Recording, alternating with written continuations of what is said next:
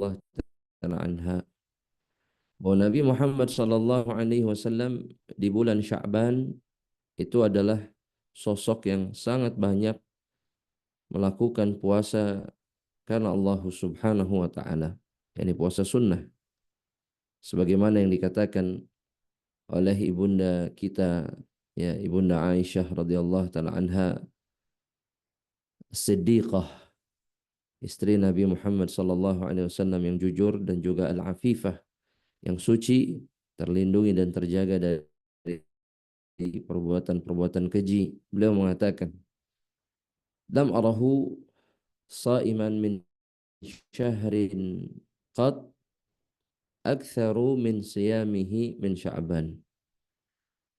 Kata Ibunda Aisyah radhiyallahu taala anha, saya belum pernah melihat Rasulullah sallallahu alaihi wasallam berpuasa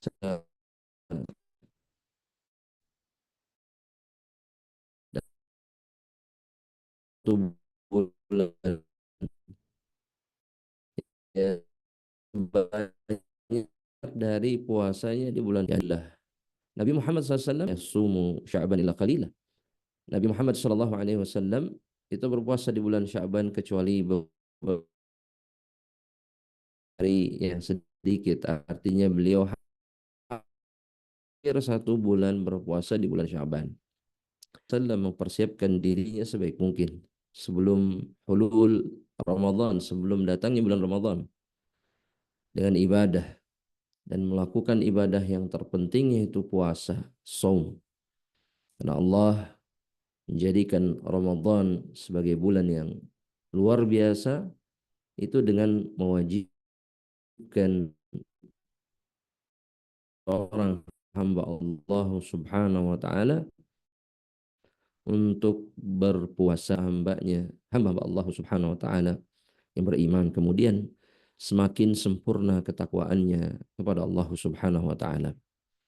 Sebagaimana yang Allah firmankan dalam surat Al-Baqarah ayat yang ke-183. Ketika Allah Subhanahu wa taala mengatakan, kutiba alaikumus siyam kama kutiba alal ladzina min qablikum la'allakum tattaqun. Telah ditetapkan, telah diwajibkan kata Allah atas diri kalian, wahai orang-orang yang beriman, ya, puasa di bulan Ramadan sebagaimana Allah wajibkan kepada selain kalian atau sebelum kalian, semata-mata agar kalian bertakwa kepada Allah Subhanahu wa taala. Kemudian yang kedua,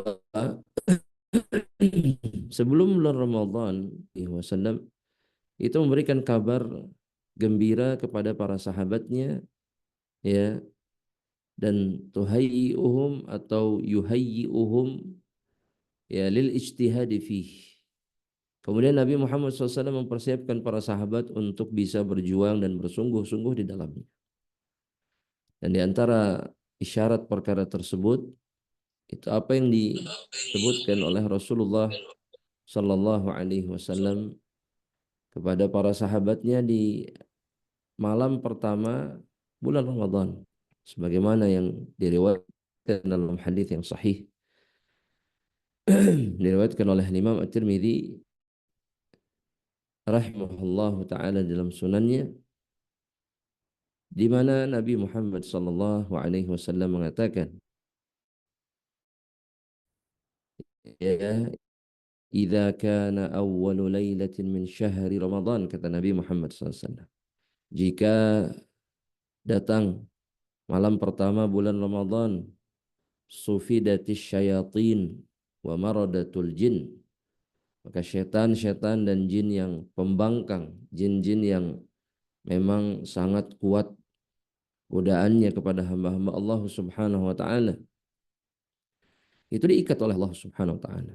Dan ini menjelaskan bahwa kenapa kemudian sebagian orang masih tergoda di dalam bulan Ramadan, karena memang yang diikat oleh Allah Subhanahu wa taala adalah maradatul jin, ya, yang pembangkang yang sangat kuat godaannya kepada Allah, yakni kepada hamba Allah Subhanahu wa taala, sehingga mereka kemudian tidak mentaati Allah Subhanahu wa taala. Itu yang diikat oleh Allah Subhanahu wa taala.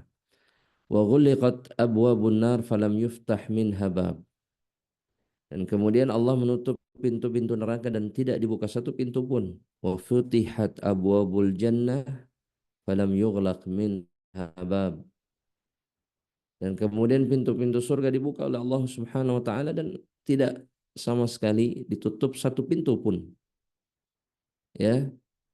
Dan ini mengisyaratkan bagaimana Allah Subhanahu wa taala membuka seluruh pintu rahmatnya dan menutup seluruh pintu azabnya di bulan Ramadan bagi hamba-hambanya. Dan Nabi kemudian mengatakan wa yunadi munadin, maka di malam pertama ada penyeru yang menyeru hamba-hamba Allah Subhanahu wa taala yang mengatakan ya baghiyal khair aqbil, wahai para pengingin atau orang-orang yang mendambakan kebaikan, aqbil, maka sambutlah bulan Ramadan. Sambutlah bulan Ramadan, terimalah bulan Ramadan. Artinya lakukan, sambut dengan amal kebaikan, amal saleh, amal ketaatan yang engkau bisa lakukan di bulan Ramadan. Wa ya baghiy syarri aqsir, dan wahai para pendamba keburukan, aksir, berhentilah kalian. Sudah waktunya, sudah saatnya seorang hamba Allah Subhanahu wa taala di bulan Ramadan menghentikan seluruh kehinaannya dengan kemaksiatan yang dia lakukan, seluruh kedurhakaannya dengan dosa-dosa yang dia kerjakan sepanjang hampir 11 bulan di dalam kehidupannya, dalam 1 tahun. Maka aksir, walillahi utaqa'u minan nar wa dzalika kulla lailah. Dan Allah membebaskan hamba-hambanya dari api neraka, dan itu terjadi setiap malam, kata Rasulullah SAW. Dan ini motivasi dari Rasulullah SAW kepada sahabat-sahabatnya. Ini yang dilakukan oleh Rasulullah SAW, memotivasi orang lain, mengajak hamba-hamba Allah Subhanahu wa taala yang lainnya untuk sempurna di dalam melakukan ibadah ya kepada Allah Subhanahu wa taala. Dan Nabi pun kemudian menjelaskan ahkam, ya, ini sebelum bulan Ramadan, menjelaskan ahkam-ahkam Ramadan kepada para sahabat beliau sallallahu alaihi wasallam, kepada para muslimah berkaitan dengan puasa mereka di bulan Ramadan ketika tertimpa udzur syar'i, misalkan ya, dari dauratus syahriyah, dari siklus bulanan yang sering atau yang Allah tetapkan atas diri mereka, ataupun ketika mereka memiliki bayi, ataupun ketika mereka masih menyusui. Ini dijelaskan oleh Nabi Muhammad sallallahu alaihi wasallam. Dan Nabi Muhammad sallallahu alaihi wasallam itu barulah berpuasa kemudian itu setelah beliau dengan yakin melihat ru'yatul hilal, atau dikabarkan kepada beliau ada orang yang melihat hilal di awal bulan Ramadan, barulah beliau kemudian berpuasa. Dan beliaulah, yakni Nabi Muhammad sallallahu alaihi wasallam lah tuntunan kita yang mengatakan sumu li ru'yatihi wa aftiru li ru'yatihi, kata Nabi. Berpuasalah kalian karena melihat hilal, dan berbukalah kalian karena atau ketika melihat hilal. Dan Nabi pula lah yang mengatakan as-saumu yauma tasumun. Saum itu adalah hari di mana kalian kaum muslimin berpuasa bersama-sama. Wal fitru yauma tuftirun, dan hari berbuka atau hari Id itu adalah hari di mana kalian bersama-sama berbuka. Jadi tidak berbeda-beda. Ya, dan ini isyarat yang sangat jelas bahwa puasa dan iftar itu bersama pemimpin kaum muslim, bersama pemerintah mereka, dan ini di muslimin. Dan inilah teladan Rasulullah sallallahu alaihi wasallam untuk kita semuanya. Kemudian poin yang kedua, ya, telah Nabi Muhammad sallallahu alaihi wasallam itu memberikan teladan, ya, memberikan kepada kita di mana beliau menjalin hubungan dengan Allah Subhanahu wa taala, dengan Rabbnya. Dan Nabi Muhammad SAW, kalau dalam bahasa sebagian ulama, yakni ahwaluhu ma'a rabbih fi Ramadan. Bagaimana keadaan Nabi atau teladan Nabi Muhammad sallallahu alaihi wasallam ya hubungan beliau dengan Rabbnya, dengan Allah Subhanahu wa taala di bulan Ramadan. Ya, maka ini tergambarkan dalam banyak perkara atau dalam banyak dalil. Bagaimana Nabi Muhammad sallallahu alaihi wasallam itu menyempurnakan ibadah-ibadah di bulan Ramadan, mulai dari saumnya, mulai dari qiyamnya, mulai dari sedekahnya, mulai dari qiraatul Qur'annya, mulai dari doanya dan ibadah-ibadah yang lainnya. Dan ini semata-mata adalah bagaimana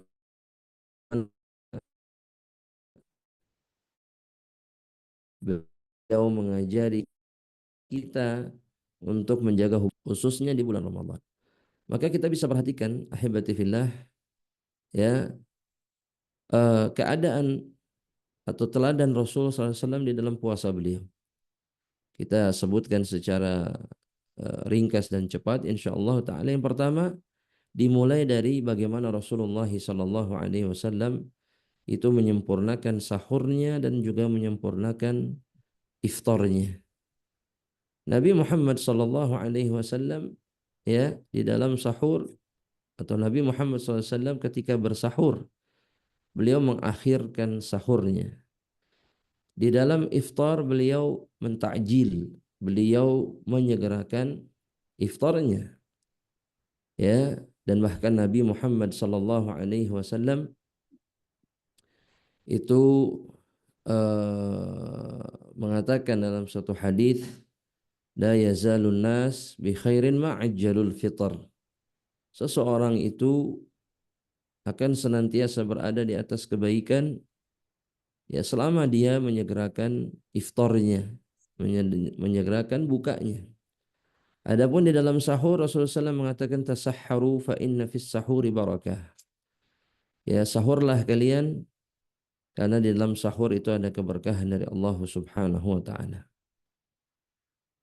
Dan ada satu athar dari sahabat Abdullah ibnu Unais yang menggambarkan kepada kita bagaimana sederhananya iftar Rasulullah sallallahu alaihi wasallam.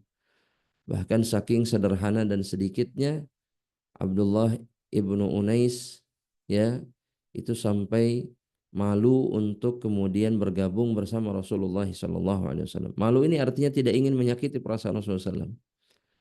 Ya, karena biasanya sebagian sahabat ketika melihat Rasulullah SAW berbuka dan membawa makanan, maka mereka bergabung bersama Rasulullah SAW. Tapi karena sedikitnya, ya, iftar atau makanan yang digunakan untuk iftar oleh Rasulullah SAW, maka eh, Abdullah ibnu Unais sampai mengatakan, saya berpaling dari Rasulullah SAW. Saya tidak enak sama Rasul, ya, atau lebih tepatnya beliau kasihan kepada Rasulullah SAW jika beliau harus bergabung dengan Rasulullah SAW, karena Rasul tidak pernah menahan apa yang dimilikinya atau apa yang dimakannya. Beliau pasti berbagi, ya, dengan orang-orang terdekatnya. Kemudian yang kedua, kata para ulama, Nabi Muhammad SAW ketika saum itu menguatkan doanya kepada Allah Subhanahu wa taala. Khususnya ketika berbuka, ya, khususnya ketika berbuka puasa. Sebagaimana yang diriwayatkan oleh Imam Abu Daud, ya, dan ini diikuti dengan riwayat-riwayat yang lainnya, ya, Abu Daud ataupun Ibnu Majah, di mana Rasulullah Shallallahu Alaihi Wasallam ketika berbuka, ya, sebagaimana dikatakan oleh dalam satu riwayat ini atau riwayat Abu Daud ini, Nabi Muhammad SAW mengatakan dhahabat dhama'u wabtallatil uruq wa thabatal ajru insyaallah. Ini doa yang dibaca oleh Nabi ketika berbuka puasa. Ya, atau dalam hadis yang lain Nabi jadi menggambarkan bahwa doa apa saja yang dibaca itu adalah doa yang tidak akan pernah ditolak oleh Allah Subhanahu wa taala. Ya. Dan riwayat yang lain Nabi mengatakan da'watus shaimi, ya, atau thalathu da'watin la turad. Ada 3 doa yang tidak akan ditolak sama Allah Subhanahu wa taala. Salah satunya adalah da'watus shaimi inda fitrihi, atau kama qala Nabi sallallahu alaihi wasallam. Doa orang yang berpuasa ketika berbuka. Dalam riwayat yang lain, Nabi lebih mengumumkannya lagi. Nabi hanya mengatakan da'watus shaim. Ini menunjukkan bahwa orang-orang yang berpuasa doanya tidak hanya mustajab di waktu berbuka, tapi di seluruh waktu puasanya. Oleh karenanya Nabi Muhammad sallallahu alaihi wasallam ya mendorong kita, dan beliau sendiri menjadi teladan bagi kita. Bagaimana beliau sallallahu alaihi wasallam memperbanyak doa, ya memperbanyak permohonan kepada Allah Jalla Jalaluhu, baik di waktu pagi atau di waktu sahur, baik itu di waktu pagi, baik itu di waktu siang, baik itu di waktu petang atau di waktu berbuka. Maka dalam seluruh keadaannya beliau berdoa kepada Allah Subhanahu wa taala.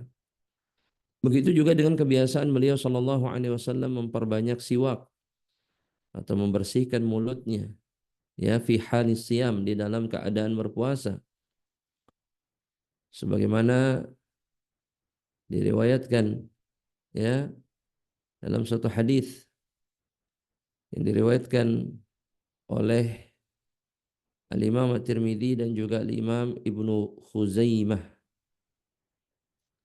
di mana kata sahabat Amir Ibnu Rabi'ah, beliau mengatakan, ra'aitun nabiyya sallallahu alaihi wasallam,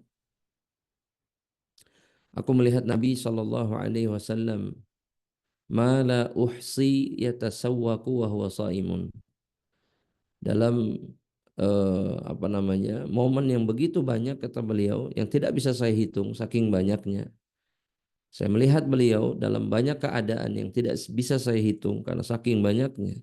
Ya tasawwak, Nabi itu membersihkan mulutnya atau bersiwak, wa huwa shaim, dalam keadaan beliau, ya, berpuasa, ya, dalam beliau berpuasa. Dan ini menjelaskan hukum bahwa membersihkan mulut ketika berpuasa. Nabi Muhammad sallallahu alaihi wasallam justru memperbanyaknya dan tidak menahan dirinya. Sebagian orang mengatakan bahwa pada hari ini seseorang bersiwak atau membersihkan mulutnya dengan pasta gigi atau yang semisalnya. Yang perlu diingat, siwak pada zaman Rasulullah SAW ataupun pada masa kita sekarang, kayu siwak itu juga memiliki rasa, ya, dan mempengaruhi juga keadaan mulut. Artinya ada rasa yang berbeda, ada rasa yang berubah pada mulut, dan ada rasa yang terasa dari kayunya. Maka ini hukumnya sama. Ya, tidak ada penghalang bagi seseorang untuk kemudian memperbanyak siwak, karena sebagaimana diriwayatkan dalam hadis Bukhari yang sering mungkin kita tidak sadari adalah bahwa siwak itu memiliki dua fadilah yang disebutkan oleh Nabi Muhammad SAW. Yang pertama adalah matharatun lil fam,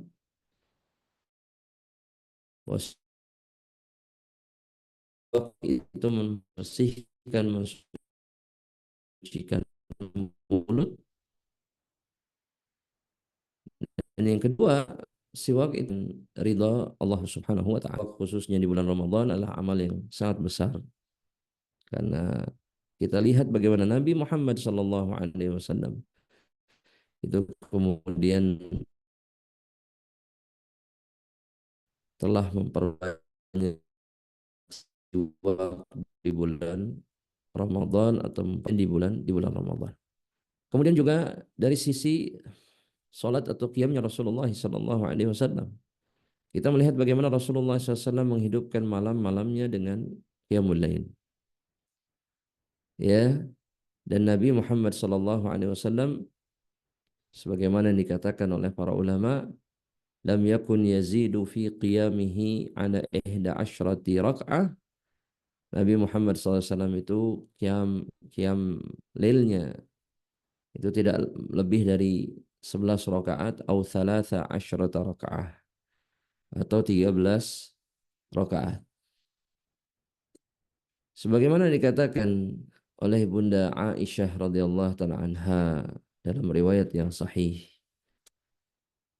ya, yang diriwayatkan oleh Imam Al-Bukhari dalam sahihnya, di mana Rasulullah sallallahu alaihi wasallam, kata Ibunda Aisyah, maka Rasulullah sallallahu alaihi wasallam yazidu fi Ramadan wala fi ghairihi ala 11 rakaah. Bahwa Rasulullah SAW ya di bulan Ramadan ataupun di luar bulan Ramadan, Nabi Muhammad sallallahu alaihi wasallam tidak pernah salat malamnya atau qiyamul lailnya melebihi 11 rakaat. Wa hadithuhal akhar, atau dalam hadis yang lain masih diriwayatkan dalam sahih, kana Rasulullah sallallahu alaihi wasallam yusalli bil laili 13 rakaah. Nabi Muhammad sallallahu alaihi wasallam itu salat 13 rakaat. Salat malamnya 13 rakaat. Ya. Thumma yusalli idza sami'a an-nida bis-subhi rak'ataini khafifatain. Dan Nabi kemudian salat 2 rakaat yang ringan setelah mendengar adzan subuh, dan ini yang kemudian dikenal dengan salat qabliyah subuh yang dilakukan dengan ringan.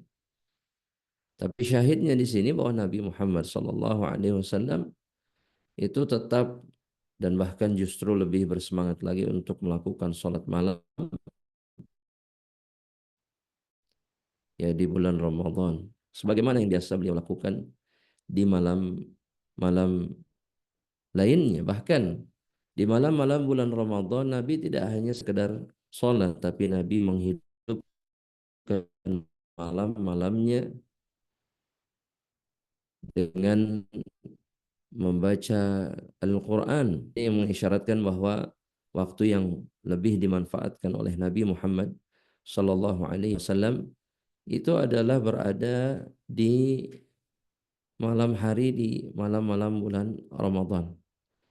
Sebagaimana dikatakan oleh Ibunda Aisyah radhiyallahu taala anha, ya, dalam Musnad Imam Ahmad, ya, dalam Musnad Imam Ahmad dengan sanad yang sahih. Ini disahihkan oleh para muhaqqiq Musnad Imam Ahmad.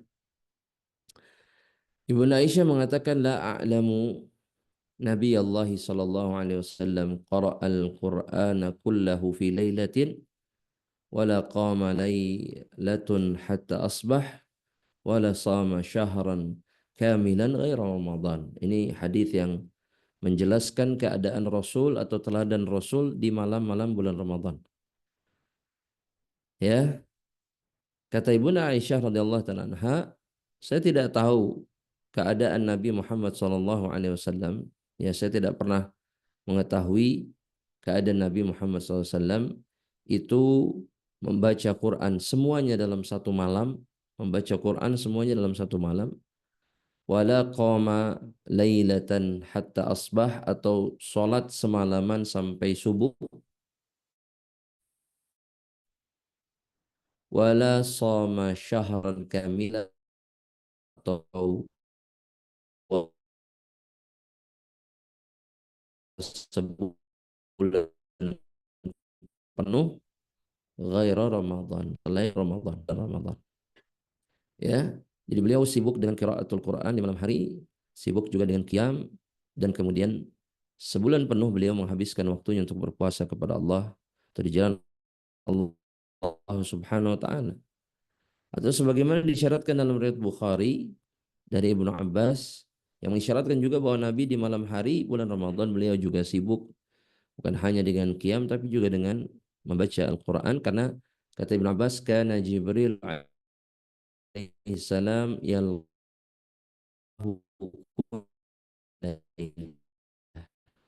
karena Jibril di bulan Ramadan itu yang salikha sampai 10 hari Jibril mendatangi Rasulullah sallallahu alaihi wasallam. Ya, yu'ridu alaihi sallallahu alaihi wasallam al-Qur'an, mengajarkan kepada Rasul sallallahu alaihi wasallam atau menyampaikan kepada Rasul sallallahu alaihi wasallam Al-Qur'an atau mendengarkan dari Rasulullah SAW qiraahnya, mentashih qiraah Rasulullah sallallahu alaihi wasallam. Ya, ini yang menjadi di dalam talaqi Al-Quran. Ini bacaan Al-Qurannya oleh Jibril alaihissalam ditashih, dan kemudian itu dilakukan dengan cara yang intensif, dengan cara yang betul-betul terus-menerus, itu di bulan Ramadan. Karena setiap malam beliau didatangi oleh Jibril alaihissalam. Kemudian ahibati fillah, ya, sebagian ulama mengatakan bahwa di antara teladan Rasulullah sallallahu alaihi wasallam khususnya dalam qiyam, di dalam qiyam adalah kan qiyamul lail atau salat malamnya Rasulullah SAW itu sendirian, ya, tidak berjamaah. Tapi sebagian ulama mengatakan ini khusus Rasulullah SAW. Artinya ini dilakukan oleh Nabi karena ada kekhususan dan ada sebab. Nabi memilih untuk sholat sendirian setelah 3 hari atau 4 hari berjamaah dengan kaum muslimin. Itu dikatakan, dijelaskan oleh Nabi sendiri sallallahu alaihi wasallam, khasyata an tufrada alaikum, bahwa beliau takut Allah Subhanahu wa taala mewajibkan salat malam beratas umatnya. Dan ini min syifaq rifqat Nabi sallallahu alaihi wasallam, belas atau kasih sayang Nabi Muhammad sallallahu alaihi wasallam kepada umatnya. Karena dalam hadis yang lain yang selesai kutiba lahu qiyamul lailah, maka Rasulullah SAW mengatakan bahwa Allah akan menetapkan bagi dirinya qiyamul lailah, puasa, salat sepanjang malam. Salat sepanjang malam. Maka ini ada fadilah yang sangat sangat besar yang diberikan bagi mereka yang kemudian berjamaah di dalam salat malamnya. Tapi intinya bahwa Nabi Muhammad SAW bulan Ramadan, Nabi memberikan teladan kepada kita bahwa Nabi Muhammad SAW itu melakukan italah di dalam qiyamul lail. Beliau memperpanjang salat malamnya. Dan ini khususnya ketika beliau salat sendirian. Karena ketika berjamaah, ya, Nabi memberikan teladan yang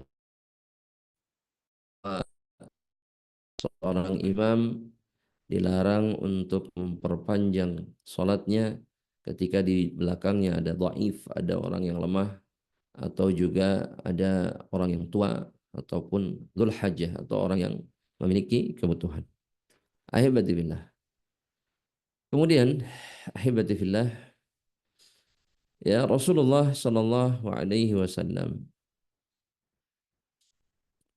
di antara teladannya, ya, di bulan Ramadan masih berkaitan dengan ibadah beliau di masjid, baik itu salat ataupun yang lainnya, bahwa beliau itu tawadhu dan sangat zuhud, ya, itu di antara teladan beliau. Syawahiduhu katsirah, buktinya banyak kata para ulama.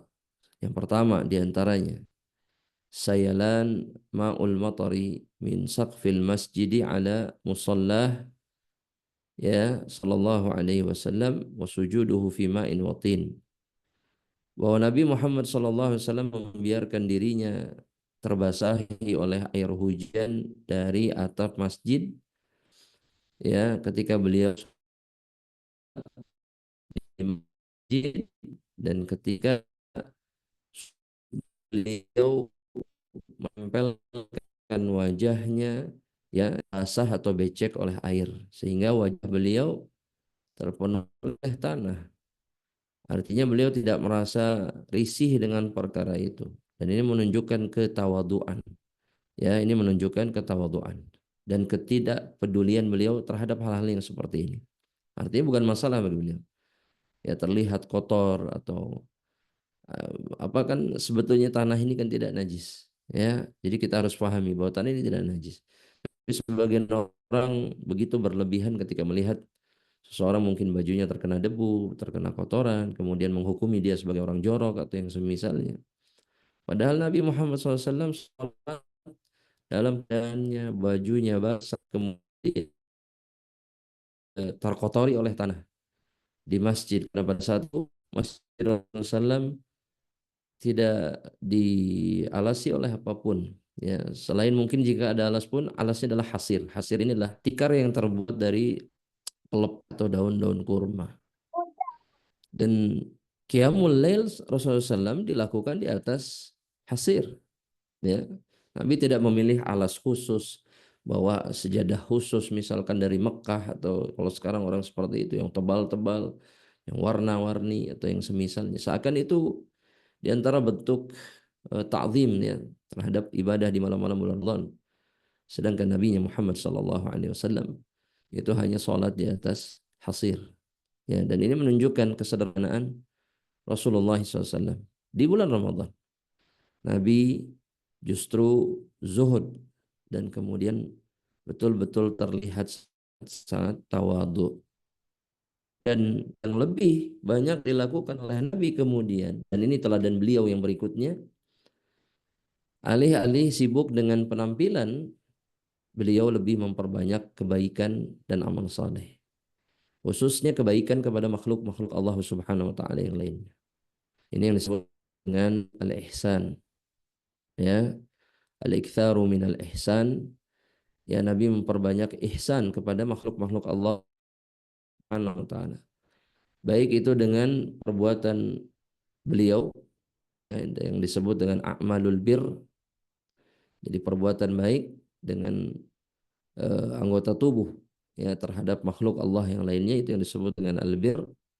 Ya, salah satu albir, ataupun dengan apa namanya, dengan harta beliau, ya, ataupun dengan apa yang dimiliki oleh beliau dari hartanya.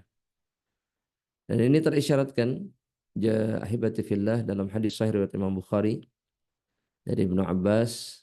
Mungkin juga sering kita dengar hadis ini atau riwayat ini, di mana Ibnu Abbas radhiyallahu taala anhu beliau mengatakan, karena Rasulullah SAW itu ajwadun nas, beliau adalah manusia yang paling dermawan, wa ajwadu ma yakunu fi Ramadan, dan kedermawanannya itu menjadi atau mencapai kepada puncaknya, dan beliau menjadi sangat dermawan itu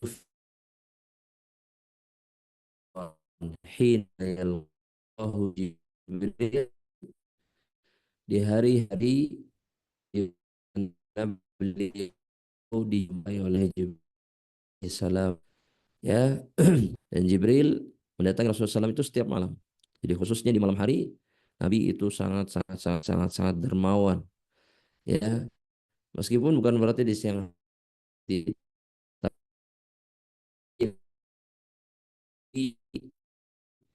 itu menjadi lebih dermawan lagi ketika di tanah anhuma. Jibril setiap Al-Quran, ya. Fal Rasul sallallahu alaihi wasallam hina yalqahu Jibril ajwadu bil khairi minar rihil mursalah. Rasul ketika dijumpai oleh Jibril, maka beliau teramat sangat dermawan. Bahkan lebih baik, lebih kebaikannya melebihi ar-rih al-mursalah, melebihi angin sejuk, angin yang tidak terlalu kencang, ya, yang mendatangkan kebaikan dan kenikmatan. Ini namanya rih al-mursalah, ya, angin yang bertiup pelan-pelan, enak, sejuk, mendatangkan kenikmatan dan tidak berhenti-berhenti. Itu yang dimaksud dengan ar-rih al-mursalah.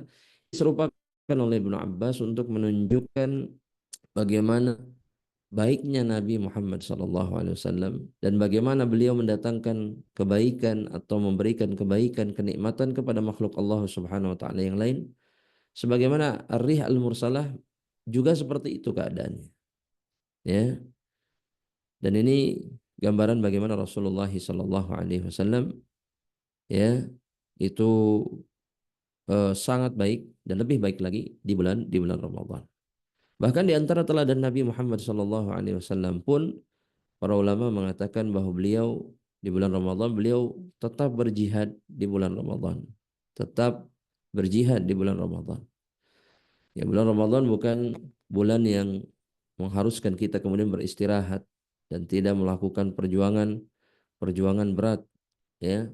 Justru Nabi Muhammad sallallahu alaihi wasallam dalam beberapa riwayat digambarkan bagaimana beliau justru perang besar, ya, itu dilakukan di bulan Ramadan, seperti perang Badar misalkan, ya, atau juga Al-Fath, perang Al-Fath atau Ghazwa Al-Fath ini adalah ketika Fathu Makkah.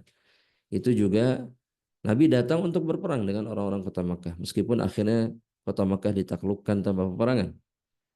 Sebagaimana dikatakan oleh Umar ibn al-Khattab radhiyallahu taala anhu, ya, wa ghazawna ma'a Rasulillah sallallahu alaihi wasallam, ya, kami berperang bersama Rasulullah sallallahu alaihi wasallam. Kami ikut perang bersama Rasul, ghazwah. Ya, ghazwah ini artinya adalah perang bersama Rasulullah sallallahu.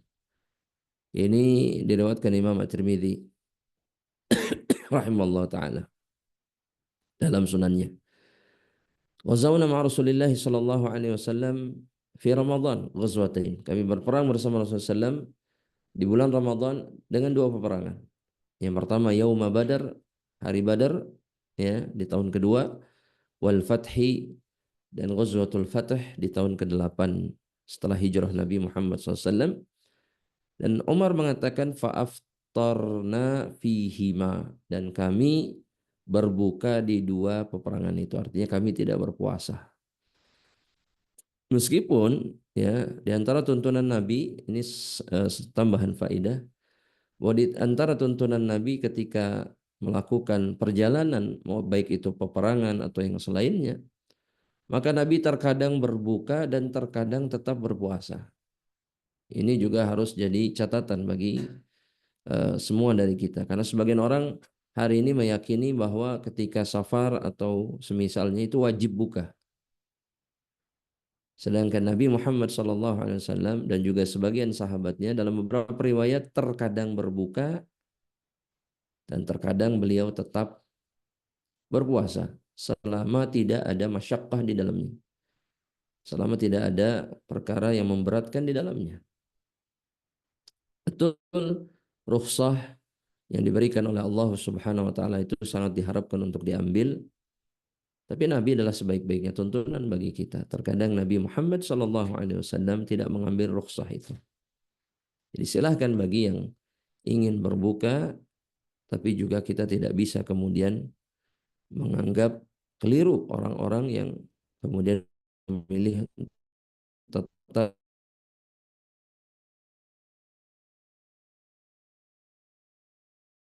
sah di dalam keadaan Rasulullah sallallahu alaihi wasallam. Ahibati fillah, ya. Kemudian, ya, Nabi Muhammad sallallahu alaihi wasallam ini masih berkaitan dengan ibadah, hubungan antara Nabi dengan Rabbnya di bulan Ramadan. Nabi juga adalah sosok yang sangat luar biasa di dalam iktikafnya. Ya, karena iktikaf ini adalah ibadah khusus yang dilakukan oleh Nabi Muhammad SAW khususnya di 10 hari terakhir bulan Ramadan. Ya, dan Nabi setiap bulan Ramadan semenjak tahun pertama diwajibkan Nabi beriktikaf 10 hari, dan di tahun terakhir Nabi Muhammad sallallahu alaihi wasallam, ya, Nabi Muhammad sallallahu alaihi wasallam itu beriktikaf 20 hari.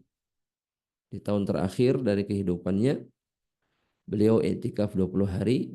Jadi dari tanggal ke-11 sampai Yaumul Aid, malam lebaran, beliau beriktikaf, ya, di masjidnya, di Masjid Rasulullah sallallahu alaihi wasallam. Nah, ketika berlatihan badannya, dan ini sebagaimana diisyaratkan dalam riwayat Bukhari, ketika Nabi meminta Aisyah untuk merapihkan rambut beliau, menyisiri rambut beliau. Caranya Nabi menjulurkan kepalanya ke kamar Aisyah dan Aisyah menyisirinya dari dalam kamar.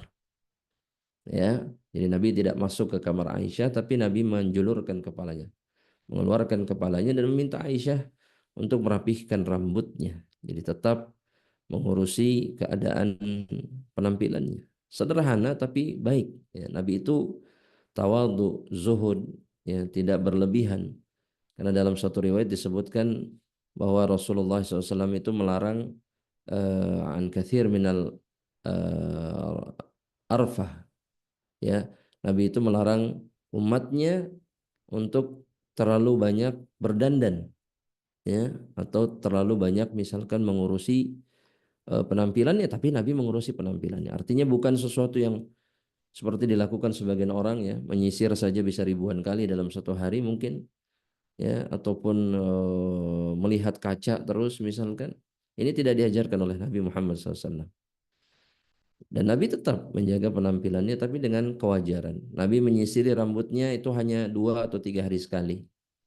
Ya, Nabi menjaga penampilannya tapi bukan orang yang kemudian berlebihan di dalam perkara tersebut. Dan ini keadaan Nabi ketika i'tikaf. Ataupun kemudian Nabi Muhammad SAW tidak keluar kemana-mana dari tempat i'tikafnya, sibuk melazimi masjid. Ya, uh, Ibunda Aisyah radhiyallahu taala anha itu menggambarkan bahwa Nabi Muhammad SAW itu tidak mampir ke rumah Aisyah. Ini diriwayatkan oleh Imam Al Bukhari. Ya, karena la yadkhulul bait, Nabi itu tidak masuk ke rumah illa li hajah, kecuali ada kebutuhan. Ya, jadi Nabi masuk ke dalam rumah itu karena ada sesuatu. Ya, sisanya Nabi kemudian ke masjid atau ke tempat-tempat lain. Idza kana mu'takifan, ya, afwan, ana ulangi sekali lagi. Kana la yadkhulul bait illa li hajah. Selama i'tikaf, Nabi itu tidak masuk ke rumah kecuali ada kebutuhan. Idza kana mu'takifan, jika dia atau beliau sallallahu alaihi wasallam i'tikaf. Kata para ulama, rubbama akhraja ba'du jasadihi minal mu'takaf li hajah. Ya, kadang-kadang Nabi memasukkan sebagian badannya saja. Ya, itu apa namanya? Hanya untuk karena kebutuhan. Sisanya Nabi itu sibuk di dalam masjid. Jadi Nabi betul-betul melazimi masjidnya. Bahkan kamarnya, rumahnya yang pintunya menyambung dengan masjid itu tidak banyak dilalui oleh Nabi Muhammad SAW karena Nabi sibuk melazimi tempat iktikafnya. Ya. Dan ketika iktikaf Nabi sibuk mencari malam Lailatul Qadar, tahari. Ya. Uh, apa namanya? Sibuk beribadah dan kemudian menghidupkan malam-malamnya. Ya. Sebagaimana diriwayatkan oleh Imam Al Bukhari. Jadi bukan kemudian sibuk ngobrol, misalkan ngopi, makan snack, ya. Setelah itu kemudian tidur, ya, sebagaimana yang banyak terjadi hari ini. Kata Ibunda Aisyah, karena Rasulullah SAW idza dakhala al-ashr. Nah, Rasulullah SAW jika masuk ke 10 hari terakhir, ahyal lail, beliau menghidupkan malam-malamnya dengan ibadah, qiraah, sedekah, zikir dan yang lainnya. Aiqadha ahla, dan membangunkan keluarganya. Beliau berteriak kepada rumah-rumah terdekat dan memerintahkan sebagian sahabat membangunkan keluarganya yang tidak terjangkau oleh suara Rasulullah SAW. Ya, wajadda, dan kemudian beliau bersungguh-sungguh, wasyaddal mi'zar, dan beliau kemudian mengikat tali sarungnya, kinayatan an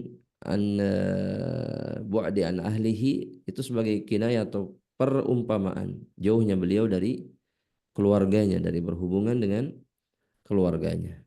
Artinya beliau sibuk untuk kemudian beribadah. Dan Nabi Muhammad SAW, ya, itu betul-betul menghabiskan waktunya dengan beribadah di kubahnya. Kubah itu artinya tenda beliau.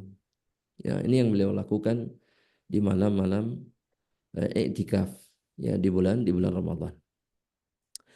Kemudian di antara teladan Rasulullah sallallahu alaihi wasallam ahibati fillah berkaitan dengan ibadah beliau kepada Allah itu adalah mukhalafatu ahlil kitab fi a'mali Ramadan. Beliau sibuk menyelisihi ahlul kitab di bulan Ramadan. Ya, di antara isyarat itu adalah beliau sallallahu alaihi wasallam sendiri yang mengatakan ya dalam hadis yang sahih diriwayatkan oleh Imam Ibnu Majah. Diriwayatkan oleh Imam Ibnu Majah. Nabi Muhammad SAW mengatakan ajilu al-fitr. Kata Nabi, segerakan berbuka puasa. Segerakan berbuka puasa. Bahkan ada satu yang mengatakan bahwa Nabi itu sebelum adzan sudah mempersiapkan masukkan kurma itu ke dalam mulut. Ya. Atau dalam riwayat yang lain la yazalun nas bi khair, manusia itu tetap berada di atas kebaikan ma'ajjal fitr, ya. Selama dia menyegerakan fitr berbuka, ajilul fitr kata Nabi, segeralah berbuka. Perhatikan fa innal yahuda yuakhirun. Karena orang-orang Yahudi itu mereka mengakhirkan buka puasanya. Makanya kalau ada yang mengatakan buka puasa itu sampai langit gelap, kemudian bintang-bintang terlihat, maka pastikan mereka itu tidak ada bedanya dengan ahlul kitab, dengan Yahudi. Karena itu adalah ajaran orang-orang Yahudi.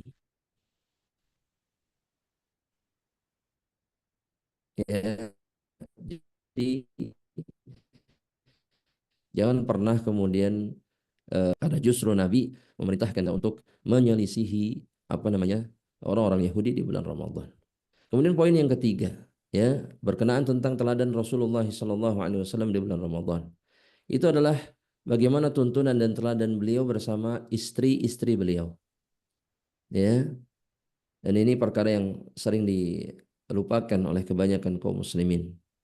Bahwa justru Nabi Muhammad SAW di bulan Ramadan beliau itu memberikan perhatian yang lebih kepada istri-istrinya. Dimulai dengan yang pertama dengan ta'lim, dengan mengajari mereka urusan agama di bulan Ramadan. Ya, salah satunya seperti hadis Aisyah radhiyallahu taala anha, ya. Ketika Ibunda Aisyah radhiyallahu taala anha bertanya kepada Nabi, ya ini hadis Muslim, hadis riwayat Imam Muslim, di mana Ibunda Aisyah bertanya kepada Rasulullah sallallahu alaihi wasallam, ya, ya Rasulullah, ara'aita in alimtu anna au ayya lailatin lailatul qadri ma aqulu fiha. Kalau saya tahu ada satu malam atau memiliki dugaan kuat bahwa satu malam itu adalah malam Lailatul Qadar, ma'aqulu fiha. Apa yang harus saya katakan di dalam? Maka Nabi Muhammad sallallahu alaihi wasallam mengatakan faquli Allahumma innaka afuwun karim tuhibbul afwa fa'fu anni.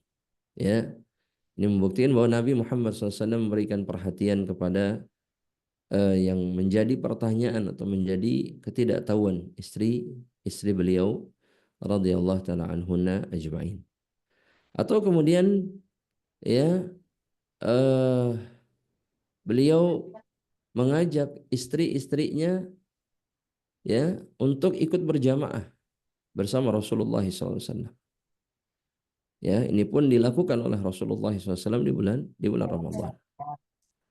Ya, atau kemudian beliau juga uh, Nah, kenangan tetap dari Madu.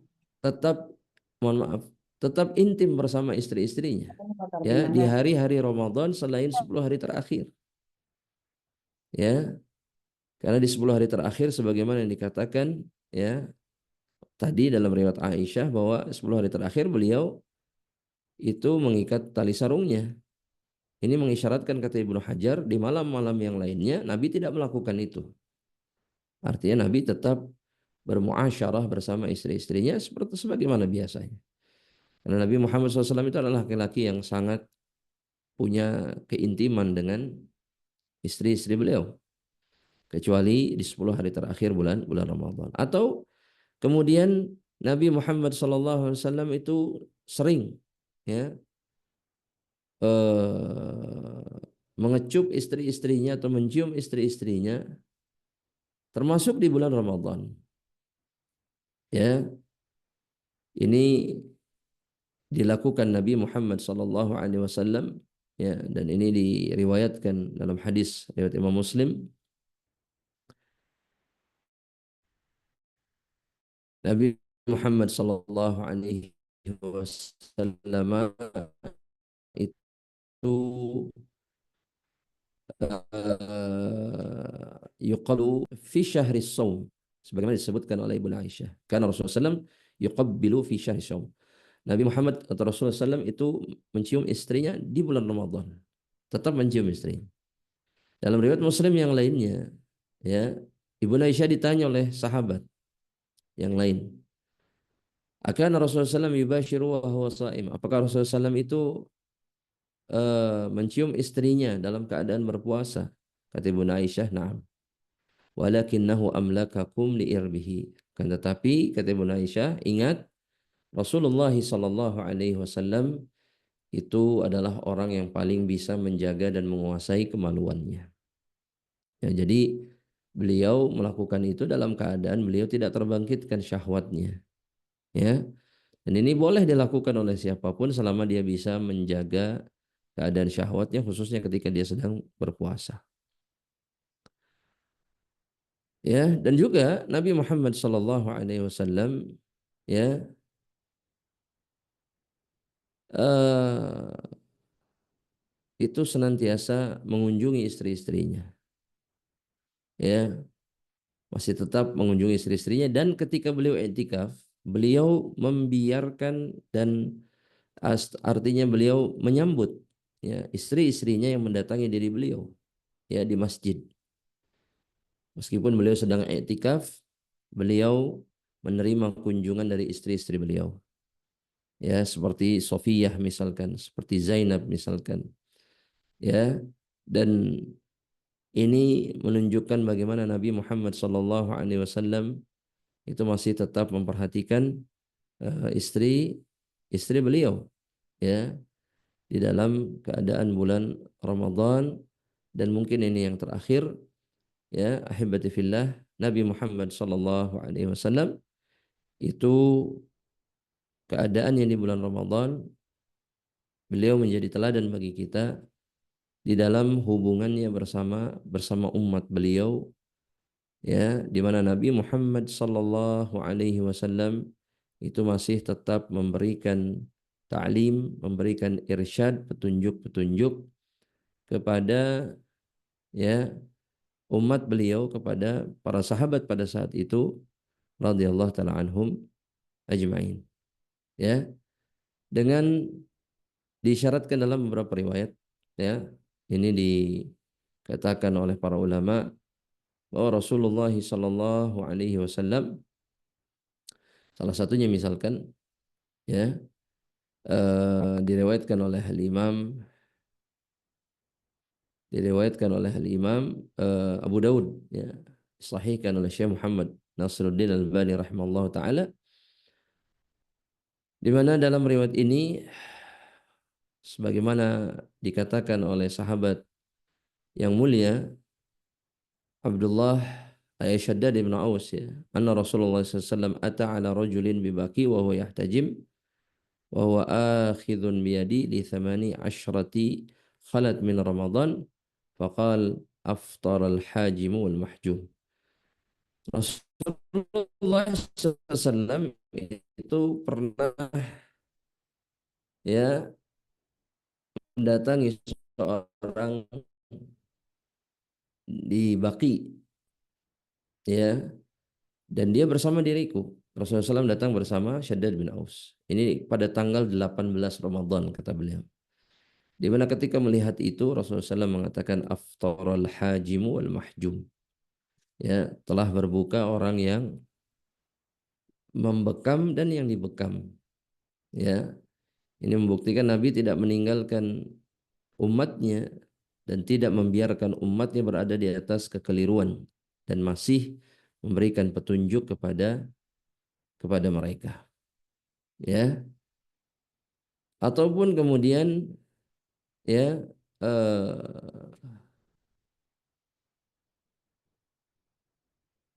Rasulullah Shallallahu Alaihi Wasallam misalkan ketika i'tikaf, ya, di bulan Ramadan, ketika i'tikaf di bulan Ramadan, sebagaimana diriwayatkan oleh Ibnu Umar atau dari sahabat Ibnu Umar dalam Musnad Imam Ahmad,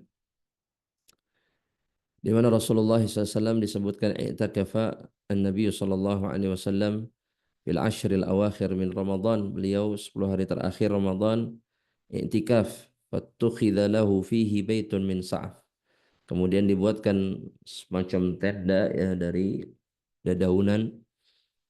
Fa akhraja ra'sahu dzata yaumin, pada satu hari di 10 hari terakhir itu beliau mengeluarkan kepalanya dari tempat itu. Faqala innal musalli yunaji rabbahu azza wa jalla falyanzur ahadukum bima yunaji rabbahu wa la yajharu ba'dukum ala ba'din bil qiraah. Pada saat itu sebagian sahabat yang sedang sholat ataupun yang sedang membaca Al-Quran itu mengeraskan suaranya, sehingga suara-suara mereka itu mengganggu dan menjadi sebuah kegaduhan di masjid. Dan Nabi kemudian mengingatkan mereka, sesungguhnya orang yang sholat sedang memanggil atau menyeru atau yang sedang memohon kepada Rabbnya. Maka salah seorang dari kalian hendaknya dia memperhatikan caranya memanggil atau bermunajat kepada Rabbnya. Lakukan dengan cara yang baik. Wala yajhar ba'dukum ala ba'din bil qiraah, dan janganlah salah seorang dari kalian menjaharkan bacaannya sehingga kemudian mengalahkan bacaan orang lain. Artinya keras sehingga bacaan orang lain terganggu, ya. Maka ini diantara taujih yang dilakukan oleh Nabi Muhammad sallallahu alaihi wasallam, dan ini bukti bahwa Nabi Muhammad sallallahu alaihi wasallam tidak meninggalkan umatnya, tidak meninggalkan para sahabatnya, ya. Dan yang terakhir mungkin berkaitan dengan teladan beliau terhadap umatnya di bulan Ramadan, bahwa Nabi Muhammad sallallahu alaihi wasallam itu sangat mengasihi, ya, hamba-hamba Allah, umatnya di bulan Ramadan. Dan di antara salah satu buktinya, ya, di antara salah satu buktinya adalah ketika beliau sallallahu alaihi wasallam itu memerintahkan orang-orang untuk berbuka ketika melihat mereka kepayahan, ya, berpuasa. Dan ini terjadi di dalam safar Rasulullah sallallahu alaihi wasallam, khususnya untuk berperang. Ya, bahkan Nabi mencela orang-orang yang membiarkan dirinya hawa rasulahu. Ketika Nabi melihat ada orang pingsan, ya, sahabat yang pingsan karena berpuasa di dalam perjalanan, Nabi justru tidak memberikan pujian, tapi Nabi justru mengatakan ini sudah bermaksiat kepada Allah Subhanahu wa taala. Dan kemudian memerintahkan sahabat itu untuk berbuka. Nah, ahibati fillah wa akhwati fid din, azanillahu wa iyyakum. Karena keterbatasan waktu, ya, jamaah rahmatullah Allah. Mudah-mudahan Allah Subhanahu wa taala memberkahi perjumpaan kita di pagi hari ini insyaallah. Dan semoga apa yang singkat ini memberikan faidah dan manfaat dan menjadi tambahan kebaikan bagi kita dan mengubah apa yang menjadi kebiasaan kita di bulan Ramadan. Karena sebaik-baiknya puasa atau ibadah, ya, yang dilakukan seorang hamba Allah khususnya di bulan Ramadan adalah ibadah yang paling sesuai, paling mirip dengan apa yang dilakukan oleh Rasulullah sallallahu alaihi wasallam. Ya, wallahu taala alam. Anda persilahkan jika ada pertanyaan, ya ahibati fillah, maka silahkan mengajukan pertanyaan melalui chat ataupun mungkin secara langsung Anda persilahkan. Falyatafaddal mashkura. Baik, alhamdulillah, jazakumullah khairan Ustaz, atas ilmu yang telah diberikan. Semoga menjadi ilmu yang bermanfaat dan Allah mudah menyertainya. Baik, bagi jemaah yang telah bergabung di kajian pagi ini yang insyaallah diselenggarakan oleh Madrasatul Shalihat dan Yayasan ini serta didukung oleh Direktur dan Direktur dan Tahun. Insya Allah kita bagi gabung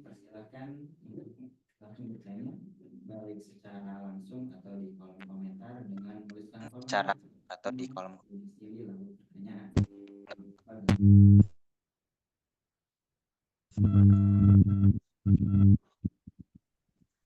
Nah, Ustaz, Nah, silakan. nah, yang, Izin bertanya Ustaz, bolehkah wanita haid melakukan i'tikaf di masjid? Nah, barakallahu fikum. Sebagaimana ya keumuman dalil yang ada bahwa wanita-wanita yang haid ya sejatinya dia tidak boleh terlalu lama kemudian berdiam di rumah Allah Subhanahu wa taala. Saya lebih condong kepada pendapat yang mengatakan bahwa wanita haid dia diizinkan untuk kemudian berada di masjid sebatas waktu-waktu tertentu, ya, tidak kemudian bermalam selama 10 hari, ya, mengingat karena dirinya tidak berada dalam keadaan yang memang diizinkan secara khusus untuk beribadah kepada Allah Subhanahu wa taala.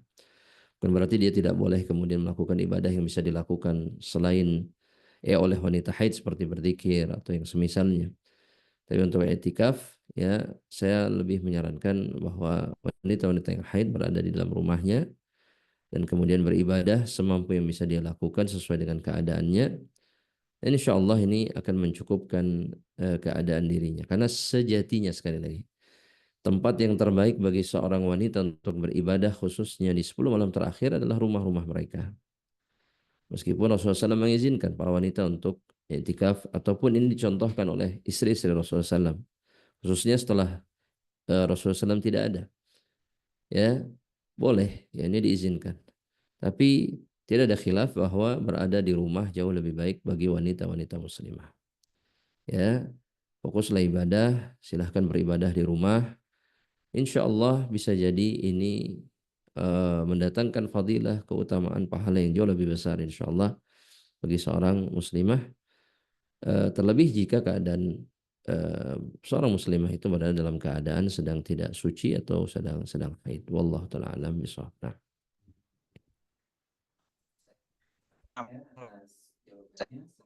Jawabannya manfaat bagi semua. Nah, ingat pertanyaan dilakukan. Nah, baik Ustaz, kita lanjut ke pertanyaan yang kedua.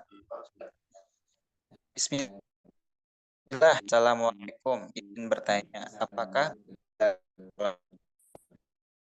dan di waktu sebelum sahur itu bisa melakukan sholat dan ditutup?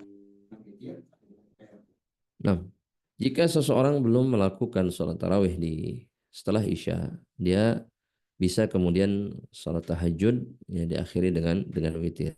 Atau jika dia telah melakukan sholat tarawih, ya, saya sebutkan ada dua pandangan ulama dalam masalah ini. Pandangan yang pertama, para ulama mengatakan yang sudah melakukan sholat tarawih maka cukup bagi dirinya dengan sholat tarawih tersebut. Artinya cukuplah sholat tarawih yang sudah dilakukan itu tanpa dia kemudian harus melakukan sholat. Hadis yang tadi sempat kita singgung, ya, bahwa Rasulullah SAW di bulan Ramadan atau di luar bulan Ramadan, kata Ibunda Aisyah, itu tidak lebih dari 11 atau 13. Itu yang pertama. Yang kedua, sebagian ulama mengatakan memandang boleh seseorang kemudian menambah sholatnya lebih dari 11 atau 13. Berdasarkan keumuman hadis Nabi Muhammad SAW sendiri yang mengatakan sholatul lail mathna mathna. Sholat malam itu 2 rakaat, 2 rakaat, dan tanpa ada pembatasan dari Rasulullah SAW.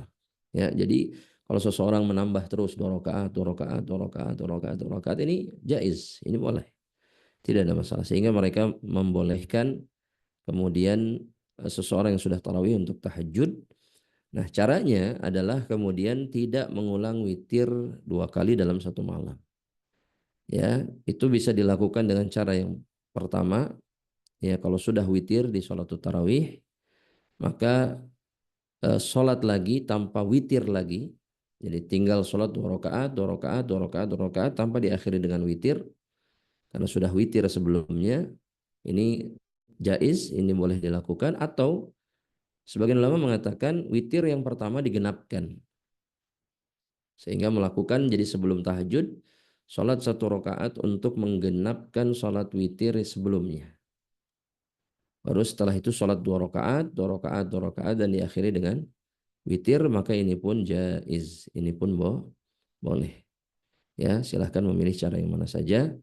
Yang terpenting ya semuanya dilakukan karena Allah Subhanahu wa taala. Wallahu taala alam bishawab. Nah, Nah, alhamdulillah jazakumullah Ustaz atas jawabannya. Semoga bermanfaat yang bertanya dan bagi kami semua. Izin lanjut pertanyaan berikutnya. Seorang muslimah di bulan Ramadan Saat ini terkadang ada keluar darah haidnya sekedar flek di sore hari, namun esok subuhnya tidak keluar lagi darahnya sehingga dia mandi dan dia berpuasa. Tapi ternyata di malam hari keluar lagi fleknya sehingga dia bingung apakah dia haid atau tidak dan harus berpuasa atau tidak. Mohon jawabannya Ustaz. Jazakallahu khairan. Nah, selama ini terjadi di masa haidnya, artinya di masa dauratus syahriyahnya, maka ini dihukumi haid meskipun tersendat-sendat seperti ini.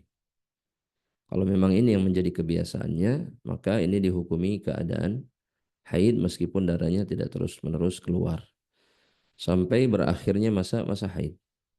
Ya, sampai berakhirnya masa haid.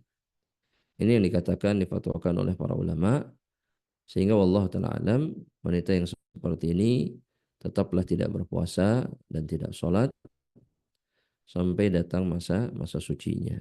Atau dia atau yang bersangkutan boleh memastikannya ke dokter misalkan, apakah keadaannya ini masih dalam keadaan haid, maka ini jauh lebih menenangkan insyaallah ta'ala. Tapi jika memang ini datangnya pada masa haid beliau, ya, atau penanya, maka insyaallah ini masih dalam keadaan haid, silahkan tidak berpuasa dan tidak ada masalah. Ya, meskipun darahnya tidak keluar terus-menerus. Wallahu ta'ala a'lam bishawab. Silakan. Alhamdulillah jazakumullah khairan Ustaz atas jawabannya. Semoga bermanfaat bagi yang bertanya dan tentunya bagi kami semua. Izin lanjut ke pertanyaan berikutnya. Ustaz izin bertanya, kalau kemahan bagi yang haid, apakah tidak? Nah, para ulama mengatakan yang Quran atau mushaf yang ada terjemahannya itu tidak dihukumi sebagai mushaf, sehingga boleh disentuh. Ya, yang tidak boleh itu adalah ketika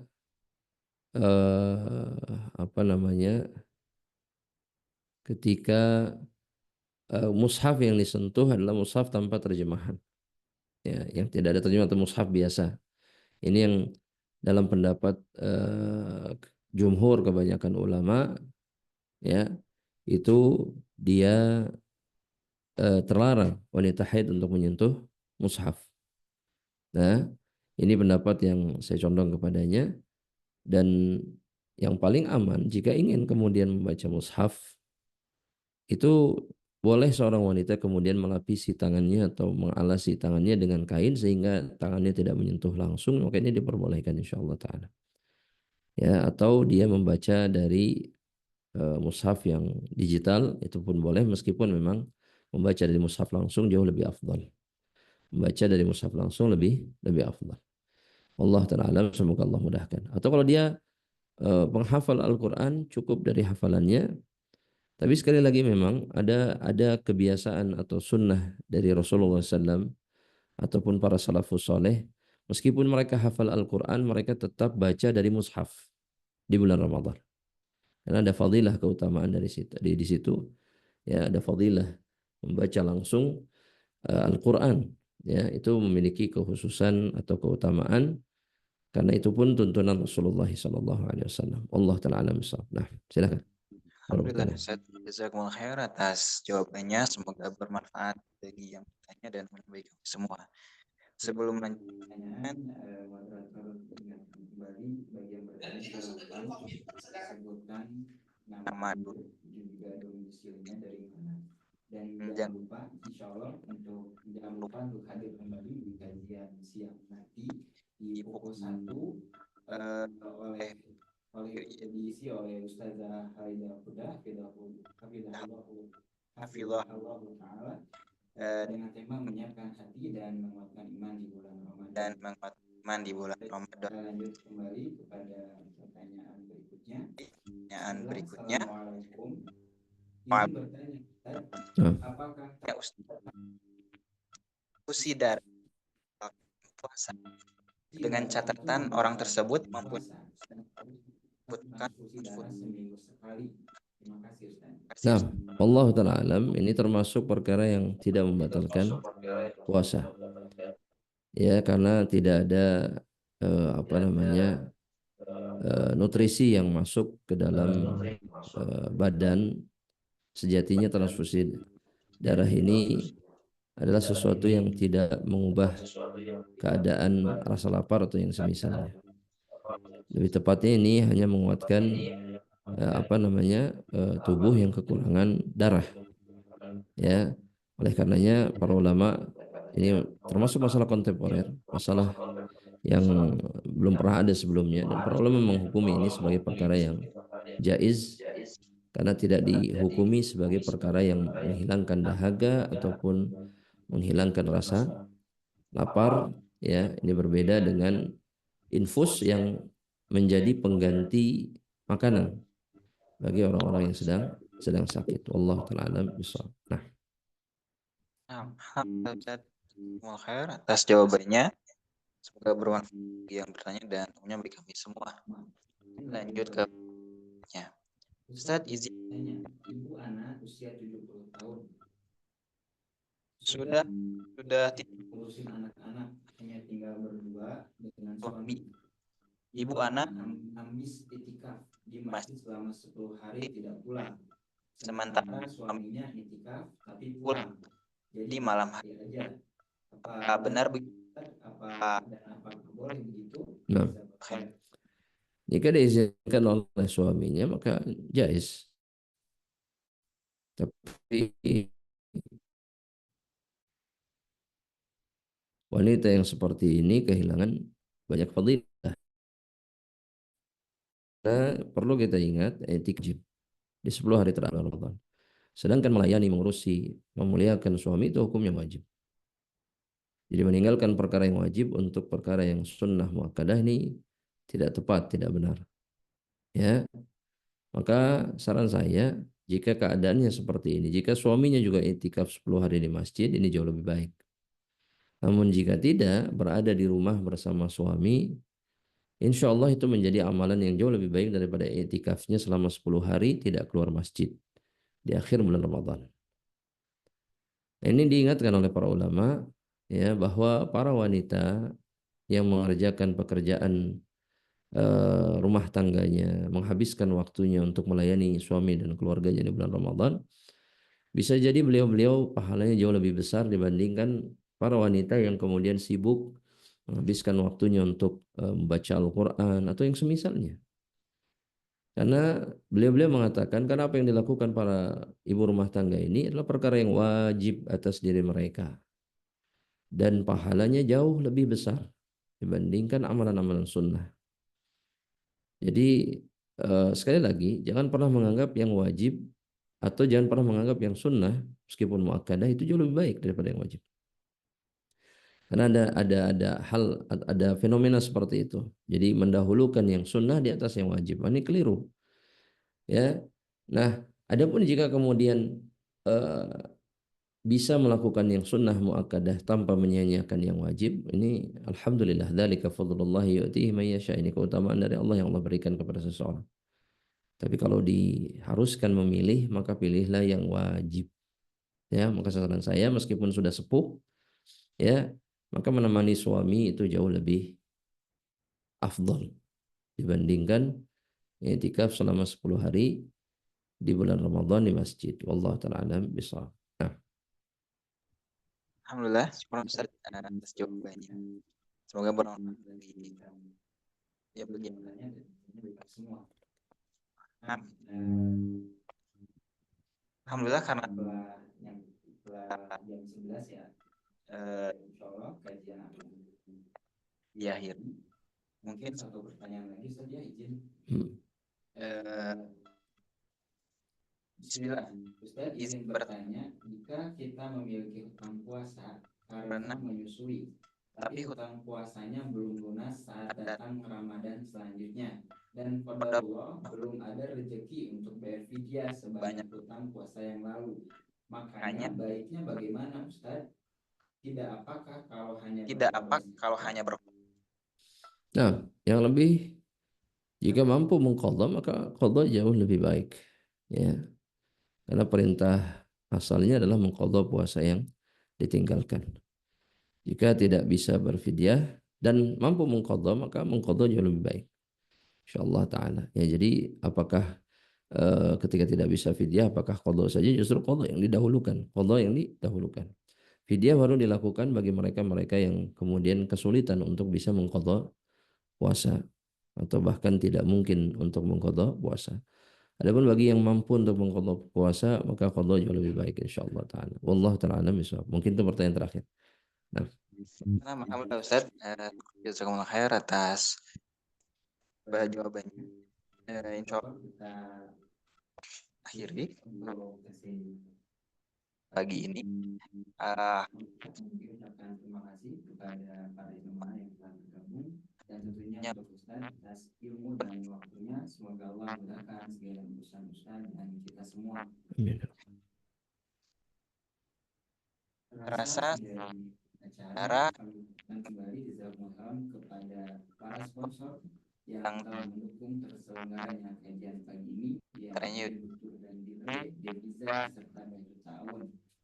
dan mau Kembali jangan lupa siang insya Allah masih ada kaji ya bersama Ustazah Halida Kuda dengan tema menyiapkan hati dan menguatkan iman di bulan Ramadan. Baik, kami dari segenap tim yang bertugas minta maaf jika masih banyak kekurangan dalam kajian kali ini. Semoga Allah menerima semua amal kita. Subhanakallahumma wa bihamdika astaghfiruka wa atubu ilaik. Wassalamualaikum warahmatullahi wabarakatuh. Waalaikumsalam warahmatullahi wabarakatuh.